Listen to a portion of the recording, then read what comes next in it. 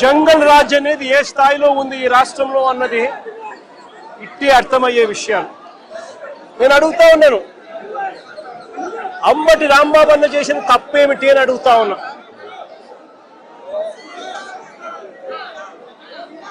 విడుదల రజనమ్మ చేసిన తప్పేమిటి అని అడుగుతా ఉన్నా. జోగి రమేష్ చేసిన తప్పేమిటి అని అడుగుతా ఉన్నా.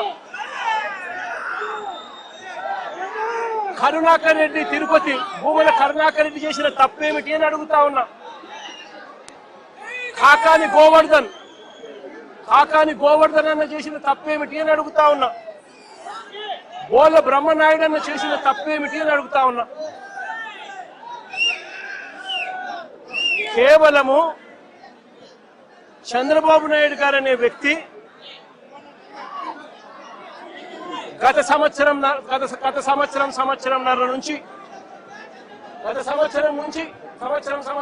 నుంచి చంద్రబాబు నాయుడు గారు కావాలని ఉద్దేశపూర్వకంగా అబద్ధాలతో కూడిన ప్రకటనలు చేస్తూ ప్రజలను మభ్యపెట్టే కార్యక్రమం చేశాడు. తిరుపతి నెయ్యిలో, పవిత్రమైన తిరుపతి నెయ్యిలో భక్తుల మనోభావాలను దెబ్బతీసే విధంగా కావాలని కుట్రపూరితంగా ఆ నెయ్యిలో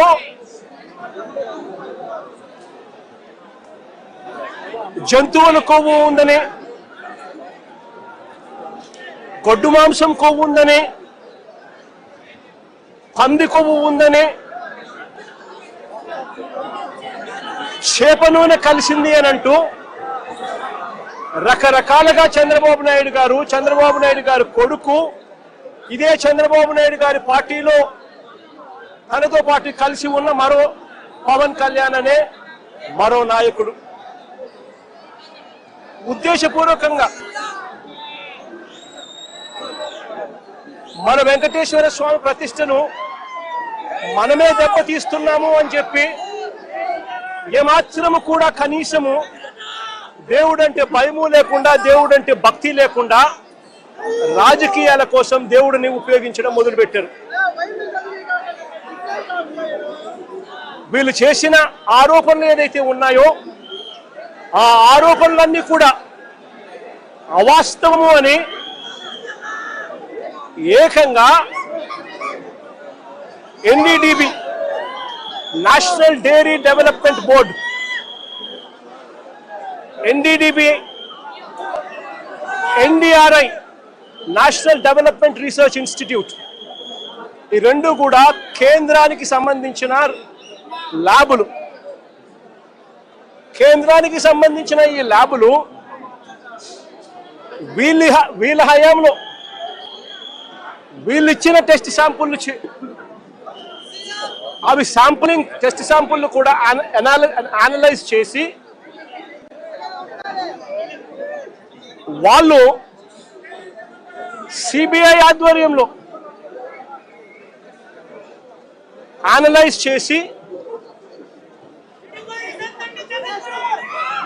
ఈ నెయ్యిలో జంతువుల కొవ్వు కానీ, గొడ్డు మాంసం కొవ్వులు కానీ, పంది కొవ్వు కానీ, చేప నూనె కానీ, ఇటువంటివి ఇంకొకటి కానీ ఇటువంటివి అవి ఏవి లేవు అని చెప్పి నిర్ధారణ చేసి సర్టిఫికెట్లు ఇస్తే ఆ సర్టిఫికెట్లు సాక్షాత్తు సిబిఐ వాళ్ళ సిబిఐ ఛార్జ్ షీట్లో ఈ ఎన్డీడీబీ సర్టిఫికెట్, ఎన్డీఆర్ఐ సర్టిఫికెట్ రెండు కూడా పెట్టి సిబిఐ ఛార్జ్ షీట్ కూడా క్లోజర్ ఇచ్చింది. నేను అడుగుతా ఉన్నా, తప్పు ఒకవేళ చేసుంటే ఆ సిబిఐ ఛార్జ్ షీట్లో వైవి సుబ్బారెడ్డి గారి పేరు, కరుణాకర్ రెడ్డి గారి పేరు ఎందుకు చేర్చలేదు? ఒకవేళ తప్పు చేసినట్టు ఒక ఆధారాలు ఉంటే, తప్పు నిజమే అయితే వీళ్ళని ఎందుకు అరెస్ట్ చేయలేదు? అంటే సిబిఐ క్లీన్ చిట్ ఇస్తా ఉంది, ఎటువంటి తప్పు జరగలేదు అని వీళ్ళ పేర్లు కూడా ఛార్జ్ షీట్లో పెట్టకుండా, వీళ్ళని అరెస్ట్ చేయకుండా సిబిఐ క్లీన్ చిట్ ఇస్తా ఉంది, ఎన్డీడీబీ ల్యాబ్, ఎన్డీఆర్ఐ ల్యాబ్, ఈ ల్యాబులు కూడా క్లీన్ చిట్లు ఇస్తా ఉన్నాయి. మరి ఇన్ని క్లీన్ చిట్లు ఇస్తా ఉన్న సందర్భాలలో అసలు ఈ సిబిఐ అనేది ఎందుకు వచ్చింది? వైవి సుబ్బారెడ్డి గారు సుప్రీంకోర్టుకు వెళ్ళి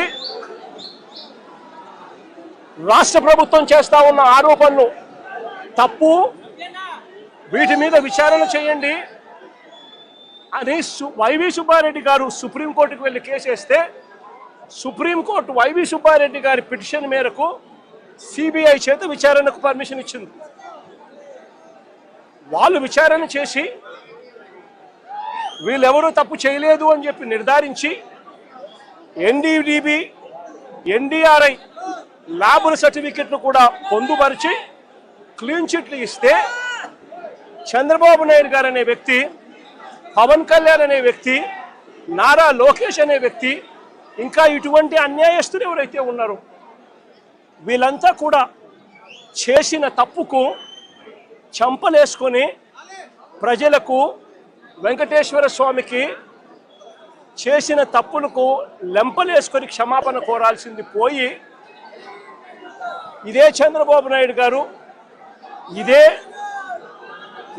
ఇదే లోకేష్ అనే చంద్రబాబు నాయుడు గారి కొడుకు, ఇదే పవన్ కళ్యాణ్ అనే ఇంకొక వ్యక్తి, వీళ్ళంతా కూడా కూడబలుపుకొని మళ్ళీ అదే అబద్ధాలను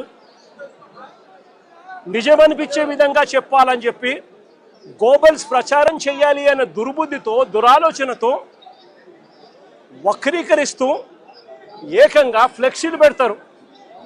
నేను అడుగుతా ఉన్నా, తప్పుడు సమాచారాలతో, తప్పుడు విషయాలతో, కుల మతాలను రెచ్చగొట్టే విధంగా అబద్ధాలతో ఫ్లెక్సీలు పెట్టే అధికారం ప్రజాస్వామ్యంలో ఎవరికైనా ఉందా అని అడుగుతా ఉన్నా. ఇదే మాదిరిగా మేము కూడా ఫ్లెక్సీలు పెడితే మీరు ఒప్పుకుంటారా అని అడుగుతా ఉన్నా ఇదే చంద్రబాబు నాయుడు గారిని. సూపర్ 6, సూపర్ 7 ఎన్నికలప్పుడు మోసం చేశావు, బాండ్లు ఇచ్చావు,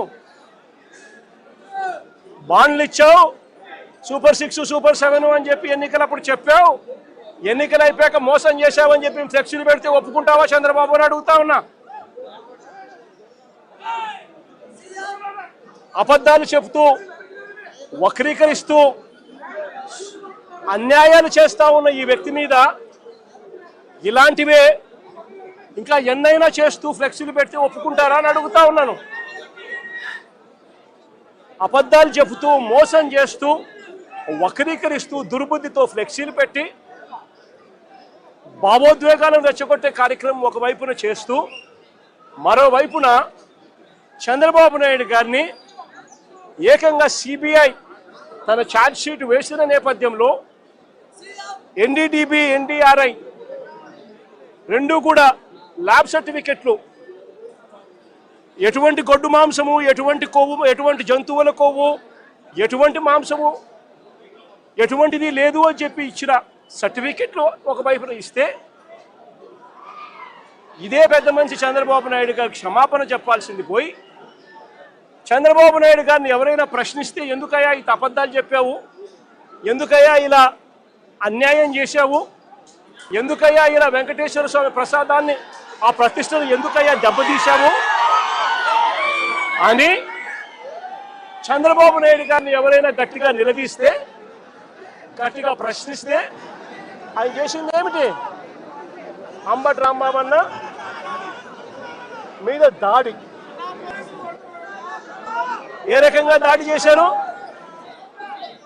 10:30కు ఆయన గుడికి పోయి, గుడిలో పొద్దున్నే చంద్రబాబు నాయుడు గారికి జ్ఞానోదయం రావాలి అని చెప్పి పూజ చేసి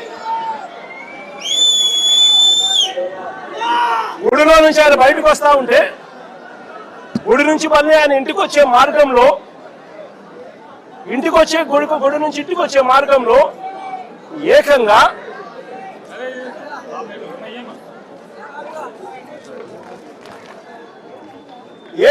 గుడి నుంచి తాను ఇంటికి వచ్చే మార్గంలో ఈ మాదిరిగా కట్టెలు పట్టుకొని, పోలీసులను పెట్టుకొని